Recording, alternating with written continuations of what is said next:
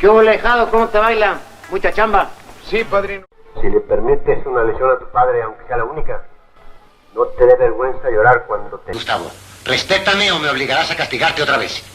Si ahora lo hicieras, no me quedaría con el golpe, papá. Cuentan por ahí que jamás pisó el altar porque ninguna mujer logró domar su carácter. Otros, con más picardía, aseguran que sus grandes amores fueron los camerinos, las funciones de madrugada y una obsesión inexplicable por los elefantes de porcelana. Pero detrás del porte imponente y esa voz que imponía respeto, Andrés Soler guardaba secretos que el cine mexicano decidió mantener entre bambalinas. ¿Quién era realmente este hombre que, sin necesidad de ser protagonista, se robaba la atención de todos? ¿Por qué su tumba luce solitaria, mientras su legado sigue vivo en la memoria de un país entero? Hoy nos adentramos en la historia del hermano más silencioso, pero también más entrañable, de la familia que moldeó la época dorada del cine nacional. Acomódate, porque lo que estás por escuchar no es solo historia, es un chismecito fino con sabor a celuloide. Si disfrutas descubrir lo que no se cuenta en los libros, suscríbete, activa la campanita y déjate llevar, que esta historia, como buen clásico, viene con todo. Antes de ser el eterno padrino regañón del cine de oro, Andrés Soler era simplemente Andrés Díaz Pavía, nacido el 18 de noviembre de 1898 en Saltillo, Coahuila, cuando Porfirio Díaz aún mandaba y la revolución apenas era un susurro. Más allá de fechas y ciudades, lo que realmente marcó su vida fue la herencia artística que corría por sus venas. Su padre, Domingo Díaz García, gallego y actor de vocación; su madre, Irene Pavía Soler, también mujer de tablas. Con ese linaje, el escenario no era una opción, era destino. La familia Soler no era una simple familia, era una compañía teatral sobre ruedas. 10 hijos en total, aunque 2 partieron demasiado pronto. Los 8 que quedaron crecieron entre bambalinas, trajes colgados y el olor a maquillaje barato de camerino ambulante. De ese grupo, 5 se lanzaron de cabeza al mundo del espectáculo: Fernando, Julián, Domingo, Mercedes y, por supuesto, Andrés. Más adelante, el mundo los conocería como la dinastía Soler, como si se tratara de una nobleza del celuloide. Pero más que corona, lo que llevaban era experiencia forjada entre giras interminables, aplausos sudados y escenarios que iban desde carpas polvorientas hasta teatros señoriales. Llegaron a México hacia 1896, cuando Porfirio Díaz todavía creía que el arte europeo era sinónimo de prestigio. El padre, un gallego astuto, entendió el negocio desde temprano. Nos presentaremos como los hermanos Soler, dijo, tomando el apellido materno porque sonaba más refinado, más europeo y más taquillero. Y así, los 4 varones comenzaron como cuarteto infantil, actuando en las obras de sus padres y, más tarde, recorriendo América Latina con sus propios espectáculos. Eran como un musical sin tanta coreografía, pero con toneladas de talento. México los abrazó rápido, sabían dar show. Pero la fiesta se detuvo con el estallido de la revolución. Las balas no entienden de telones. Huyeron a Estados Unidos, donde resistieron hasta que la tormenta bajó. Al regresar, se encontraron con un país distinto, y con un nuevo actor emergente, el cine. Al principio, la familia todavía miraba al teatro con respeto. Lo veían como arte con mayúsculas. Pero pronto notaron que el cine pagaba más y en menos tiempo. No fueron tontos, cambiaron las tablas por la cámara sin dudar. En ese vaivén de decisiones, Andrés era el más pausado. Mientras sus hermanos ya filmaban sin parar, él iba a su ritmo. No era falta de talento, era estrategia. Andrés no quería ser el primero en llegar, quería quedarse. Su debut cinematográfico fue en 1935, con Celos, a los 37 años. Para muchos, esa edad marca el descenso. Para Andrés, fue el arranque. Al año siguiente, le ofrecieron su primer protagónico con Suprema Ley. Pero ahí entendió algo esencial: lo suyo no eran los reflectores principales. Él prefería los papeles de reparto. Decía que un buen actor secundario podía robarse la escena sin necesidad de estar primero en los créditos. Y vaya si tenía razón. Su presencia era como una firma sutil, no gritaba, no estorbaba, pero se te quedaba grabada. Y así, sin forzar nada, se volvió inmortal. Porque mientras otros corrían detrás de la fama, Andrés se encargó de quedarse en la memoria.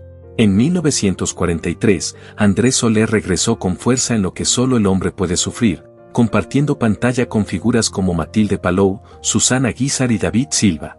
Pero, una vez más, Andrés sintió que el centro del escenario no era su sitio. Lo suyo era el segundo plano, pero con una fuerza que se imponía. Y fue justo ahí donde entendió su lugar. No todos nacen para ser protagonistas, pero algunos están hechos para quedarse grabados en la memoria, incluso con menos líneas. Mientras el cine mexicano despegaba gracias al vacío que dejó Hollywood durante la Segunda Guerra Mundial, Andrés ya estaba listo. Desde finales de los años 30 hasta bien entrados los 40, su rostro se volvió habitual en las pantallas. Si había una película nacional en cartelera, había muchas probabilidades de que un Soler apareciera. Y casi siempre, era él. Se dice que llegó a rodar hasta 15 películas en un solo año. Algo que hoy parece inhumano, pero que él ejecutaba con disciplina, templanza y una memoria prodigiosa. No necesitaba alzar la voz ni hacer gestos exagerados. Con una ceja levantada, una pausa precisa o un simple suspiro, captaba la atención del público sin pedirla. No era el más galán ni el más alto, pero su presencia llenaba la pantalla. Andrés era un actor camaleónico. Un día podía ser el tío severo, al siguiente el cura bonachón y al día siguiente el villano silencioso que te erizaba la piel. Y en una industria donde muchos repetían el mismo personaje en cada cinta, él ofrecía algo diferente, matices. Trabajó con todos. Jorge Negrete, Pedro Infante, Cantinflas, María Félix, Pedro Armendáriz, Marga López, Tintán, la lista parece un homenaje al cine mexicano, y él estaba ahí, entre ellos, sosteniendo escenas y elevando guiones mediocres con solo aparecer. No necesitaba reflectores. Andrés era ese engranaje silencioso que hacía funcionar toda la máquina. Cuando no estaba, se notaba, cuando aparecía, se robaba el plano. Si había un título que le quedaba como anillo al dedo era el de rey del reparto, pero no uno cualquiera. Era el maestro del segundo plano. Mientras otros soñaban con encabezar los créditos, él ya había descubierto el verdadero secreto, ser inolvidable sin acaparar. Durante los años dorados del cine mexicano, Andrés se convirtió en figura constante. Su voz recia, su mirada firme y esa ternura escondida que solo mostraba en el momento justo, lo hacían entrañable. Podía interpretar al juez, al cantinero, al doctor o al padrino de bodas, y en todos los casos, el personaje resultaba vital para la trama. Algunos decían que tenía un don, hacía que el espectador lo sintiera cercano, como ese familiar sabio que siempre tiene un buen consejo. Otros afirmaban que, aunque repitiera tipos de personajes, Andrés encontraba siempre una forma de hacerlos únicos. Mientras los galanes se disputaban las marquesinas, Andrés seguía trabajando. Filmaba una, otra y otra. Siempre cumplía. Llegaba puntual, se sabía el libreto y le daba al personaje un alma que ni el guionista había previsto. Y aunque nunca ganó un Ariel, sus nominaciones lo colocaron en el pedestal de los indispensables. Pero más allá de los premios, lo que realmente lo hizo eterno fue esa conexión silenciosa con el público. Era el actor que podía tener solo 3 escenas y, aún así, salir del cine hablando de él. El papá cascarrabias, el sacerdote protector, el villano que imponía respeto con una sola mirada. Su rango era impresionante, drama o comedia, con Andrés no había pérdida. Muchos jóvenes actores lo tomaban como escuela. Decían que actuar a su lado era mejor que cualquier academia. Bastaba observarlo. Su humildad, su disciplina, su instinto, todo lo hacía con una naturalidad que asombraba. Nunca se creyó más que nadie. Saludaba al director y al tramoyista con el mismo respeto. Y quizás por eso, aunque no llenara revistas ni ganara estatuillas, se ganó lo más difícil, el cariño de todos. Porque Andrés Soler no fue solo un gran actor de reparto. Fue una leyenda silenciosa. Una de esas figuras que, aunque no hablen mucho, cuando lo hacen, todos escuchan. Si hubo algo que hizo de Andrés Soler una verdadera leyenda del cine, fue su capacidad de dejar una marca imborrable, aunque saliera en pantalla solo unos minutos. Verlo actuar era una experiencia. Olvidarlo, imposible. Podía tener apenas unas líneas, pero su presencia era tan potente que parecía cargar la película completa sobre los hombros. Eso no se ensaya. Se nace con ello. Uno de sus papeles más memorables llegó en El Bruto de 1953, dirigida nada menos que por Luis Buñuel. Ahí encarnó a Andrés Cabrera, un personaje que le quedaba como traje hecho a la medida. Compartía escena con Pedro Armendáriz, lo cual ya era nivel mayúsculo, pero Andrés no se achicó. Al contrario, impuso respeto con una interpretación tan poderosa que le valió una nominación al Ariel. También se le recuerda por La Oveja Negra en 1949, donde dio vida al inolvidable Tío Laureano. Otra nominación más. Otro personaje que se le pegó al público en el corazón. Y en No desearás la mujer de tu hijo de 1950, volvió a ese papel que tanto dominaba, el tío incómodo, el que no necesitaba levantar la voz para dar una sentencia. Bastaba una mirada suya para poner orden. En Los Fernández de Peralvillo de 1954, fue Don Pancho. Y ahí no parecía que actuara.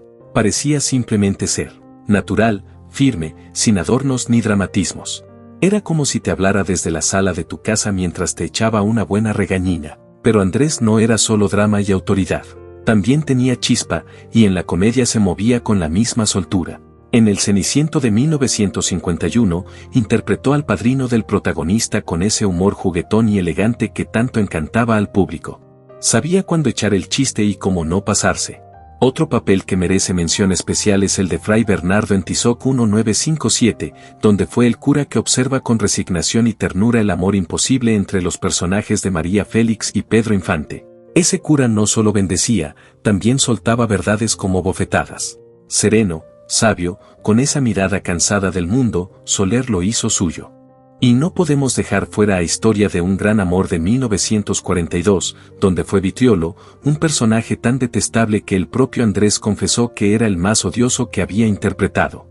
Y lo hizo tan bien que el público lo aborreció, con gusto. En Una carta de amor en 1943, se transformó en el coronel Arturo Gonfalón, y en Los tres alegres compadres de 1952, se metió en una historia tan enredada como sabrosa, donde su personaje Juan Mireles competía en amores con sus propios hijos. Eso era lo suyo, adaptarse a cualquier historia, ya fuera una joya del cine o una cinta olvidable. Andrés siempre brillaba, siempre se distinguía, porque cuando un actor tiene ese don natural, no importa el guión ni la producción, su talento basta para elevarlo todo. Había algo hipnótico en la forma de actuar de Andrés Soler, como si sus personajes respiraran más allá del guión. Cada línea suya llevaba peso, cada pausa hablaba. No necesitaba hacer mucho, porque ya lo decía todo. Pero lo que realmente lo convirtió en leyenda no fue solo su paso por la pantalla. Fue su decisión de dejar huella donde más importa, en las nuevas generaciones. Mientras otros se aferraban a sus trofeos y a la nostalgia de los aplausos, Andrés eligió formar, educar, inspirar. En los años 50, cuando su nombre ya era sinónimo de respeto en el cine mexicano, Andrés, junto a sus hermanos, fundó la Academia de Arte Dramático de la ANDA, conocida desde entonces como el Instituto Andrés Soler. Y sí, el nombre llevaba el suyo, pero no por vanidad, sino porque fue él quien cargó el proyecto en hombros con total entrega. Su objetivo era claro, formar actores de verdad, nada de improvisados con buena cara. Ahí se enseñaba con disciplina, con pasión, con un amor por el arte que se sentía en cada clase. Durante 19 años, Andrés dirigió el instituto con una intensidad que sorprendía a muchos. Porque una cosa era verlo interpretar a un juez o a un sacerdote, y otra muy distinta era oírlo hablar de construcción de personaje, subtexto o lenguaje corporal. Quienes pasaron por sus clases lo recuerdan con admiración. Era exigente, sí, pero también sabía cuándo soltar una broma o una sonrisa para romper la tensión. Tenía esa rara habilidad de ser firme sin perder la ternura. Pero su compromiso con el arte no se quedó en las aulas. Sí, el dinero, con la equidad y la honestidad que me caracteriza. ¿Y a cómo no? Con el tiempo de mi... Andrés también se metió de lleno en el trabajo gremial. Como miembro honorario de la ANDA, trabajó junto a figuras como Jorge Negrete y Cantinflas para mejorar las condiciones laborales del medio. Lucharon por prestaciones, hospitales y por la famosa casa del actor, sabiendo que muchos artistas terminaban olvidados tras una vida de escenarios. Para Andrés, el arte no era solo espectáculo, era dignidad. Y su consejo a los alumnos lo resumía todo: olvídate de la vanidad. Sé humilde en escena, en pantalla y en la vida. No era una frase para quedar bien, era su forma de estar en el mundo. Y la vivía todos los días. Lo más admirable es que nunca presumió su rol de formador. No le interesaba el reconocimiento. Prefería aplaudir desde el fondo del teatro, verlos triunfar y sonreír con orgullo silencioso.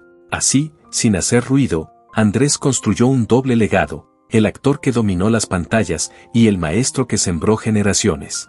Y a pesar de tanto talento, entrega y fama, Andrés Soler nunca se casó.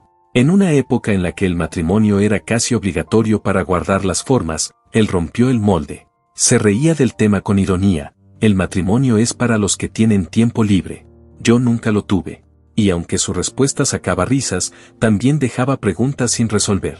Aunque siempre mantuvo un perfil bajo, la verdad es que Andrés Soler sí vivió sus romances, y no cualquiera. Se le relacionó sentimentalmente con dos grandes actrices de la época, Magda Guzmán y Evangelina Elizondo. No eran rumores de pasillo, eran historias reales que alguna vez acudieron al medio. Pero Andrés, fiel a su estilo, nunca ventiló detalles. Mientras otros actores alardeaban de conquistas en entrevistas y camerinos, él prefería el silencio elegante de quien ama sin espectáculo. No tuvo hijos biológicos, pero sí adoptó a una niña, Gloria Jordán. Nunca vivieron bajo el mismo techo ni fueron el retrato convencional de padre e hija, pero Andrés siempre estuvo presente a su manera. Se ocupaba de su educación, de su ropa, de que no le faltara nada. Dicen que la relación fue peculiar, algo distante, pero llena de intención. Como si él no supiera del todo cómo ser padre, pero igual se esforzara por serlo con lo que tenía. Fuera del mundo del cine, Andrés guardaba pasiones que sorprendían a quienes lo conocían solo por sus papeles. Una de ellas, coleccionar elefantes. Sí, elefantes. Figurillas de todos los tamaños, colores y materiales, porcelana, barro, madera, cerámica, más de 2.800 piezas. Sus vitrinas parecían un museo y su colección una mezcla entre superstición y fascinación. Algunos decían que los elefantes eran su amuleto. Otros, que simplemente los amaba. Otra de sus aficiones poco conocidas era la cerámica artesanal. Disfrutaba coleccionar piezas únicas hechas a mano, como si buscara en ellas algo más que simple decoración. Para Andrés, el arte no terminaba cuando se apagaban las cámaras. Lo llevaba en la sangre, incluso en sus hobbies. Y por si fuera poco, de joven también probó suerte en un terreno completamente distinto, el ruedo. Sí, Andrés Soler fue novillero.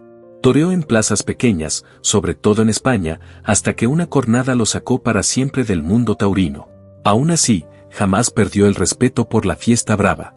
Admiraba profundamente a los toreros, especialmente a Paco Camino, a quien consideraba su ídolo absoluto.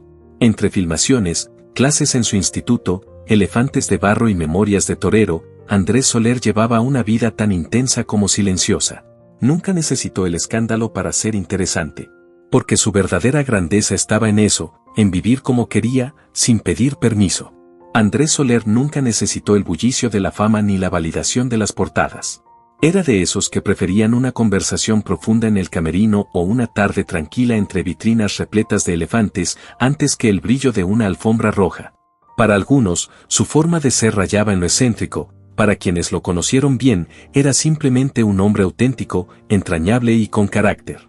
Vivió a su manera, sin rendirle cuentas a nadie, eligiendo la soledad como refugio y llenando su mundo con arte, con afecto a su estilo, y con más de 2.000 elefantes que parecían custodiar sus secretos.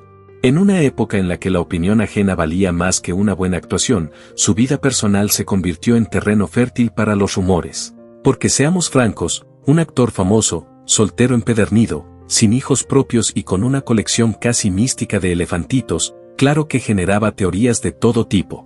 Y aunque nadie se atrevía a decirlo en voz alta, tras bambalinas circulaban comentarios y susurros. El rumor más persistente giraba en torno a lo que hoy se llamaría su orientación, un tema que entonces era tratado como tabú absoluto. ¿Por qué un hombre como él, rodeado de mujeres, querido por todos, jamás se casó? ¿Era simplemente un solitario por convicción, o había algo más que nunca quiso compartir?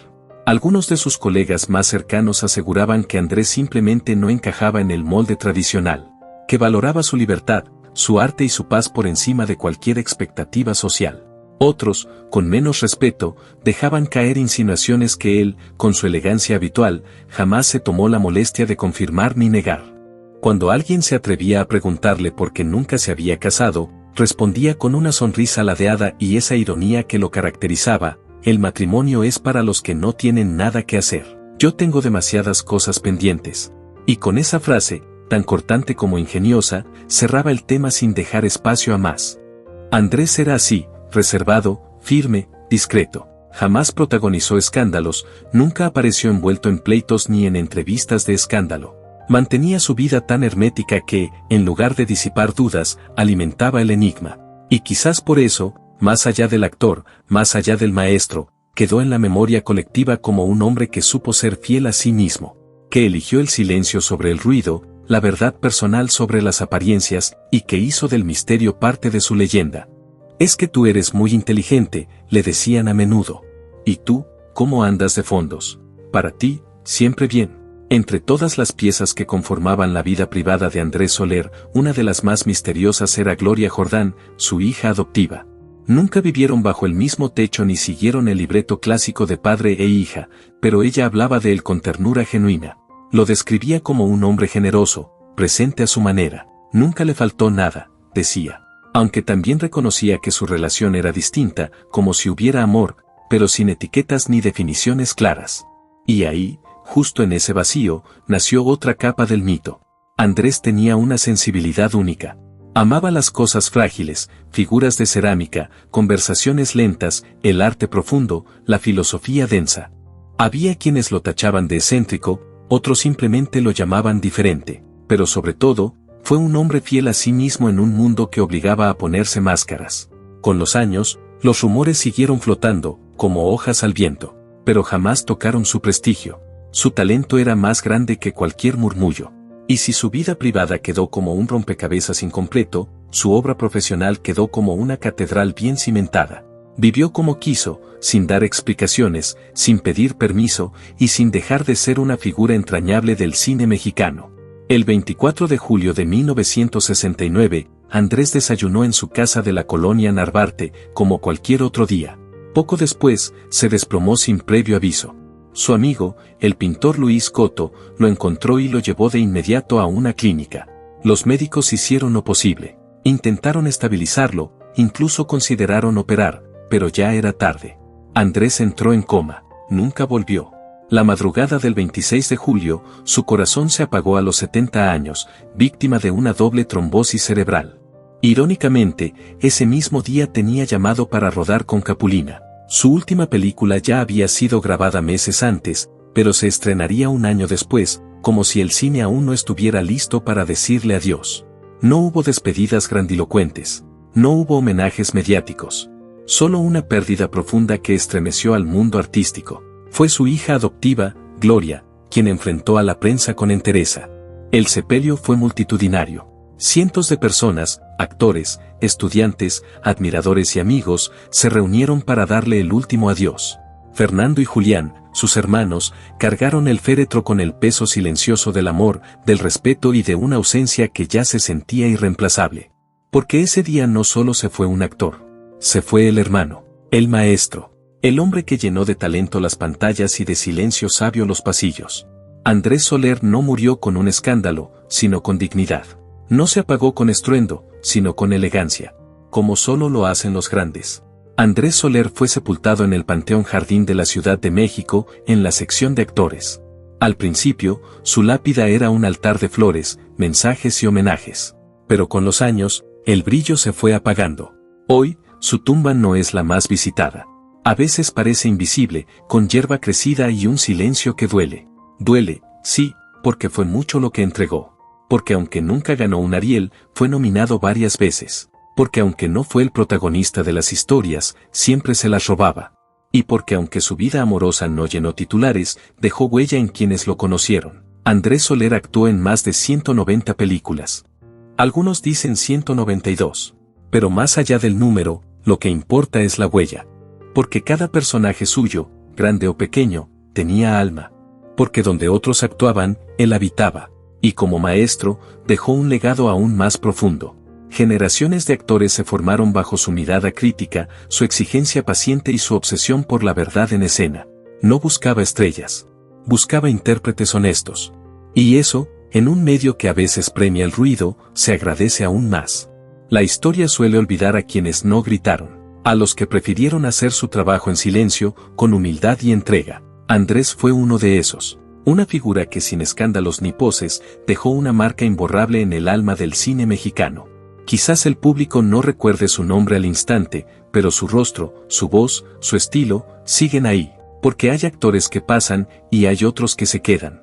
Andrés Soler fue de los que se quedan. Aunque su tumba esté callada, sus películas siguen hablando por él. Su legado vive en cada escena, en cada pausa, en cada mirada que sostuvo el peso de una historia sin necesidad de protagonizarla. Fue el actor que sostuvo escenas flojas, el que llegó puntual, el que nunca se robó el foco, pero sí el corazón del público. Y así, sin gritar, sin escándalos, Andrés Soler se convirtió en uno de los rostros más respetados del cine mexicano. Un hombre de honor, un pilar silencioso, una leyenda sin aspavientos. A María Purísima, ¿dónde quieres que te consiga yo tanta gente, hombre? Si te quedaste picado con esta historia y quieres seguir descubriendo el otro lado de nuestros ídolos del cine de antaño, ya sabes qué hacer, suscríbete, activa la campanita, y comparte este video con quien aún recuerda esas películas donde Andrés Soler, sin buscarlo, se robaba la función.